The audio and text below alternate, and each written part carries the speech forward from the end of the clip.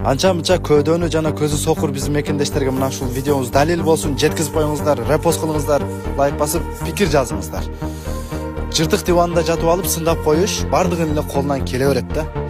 Анан иштеп аткан кишини деле тынч койбодуңар. Ушу жеди, жутту, кокуй, мынтты, качты деп элечи бир жолу эле болгон экенсиңер да. Мамлекетке өзү күйөсүңөрбү, күйөбү же бир гана урматтуу президентибиз Садыр Нуркожоевичке керекпи мамлекет? Мамлекет баарыбыздыкы. Салым кошойлу. Болду го дейм, 30 жылдан бери кайма айтыштык, эшмат ташмат болду, сайма-сай коолаштык, жетет го дейм. Мына ушул видеолорубуз далил, көргүлө мынакей, канча транспорт, жолдор, кен байлыктар казылып атат. Мунун баары 30 жылда бириктирип келгенде дагы, мына ушул акыркы 3 жылда жасалган жумушка жетпей калат. Детально мындай бир эсептеше келгендечи.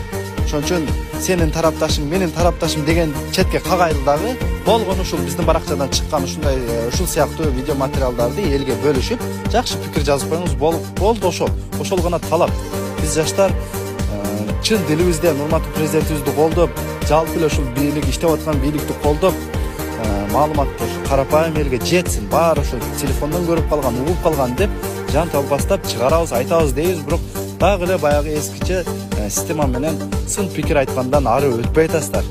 Айтайын дегеним, жакшы жак ойлонойлу, жакшы ниет максат кылайлы, дуа кылайлы.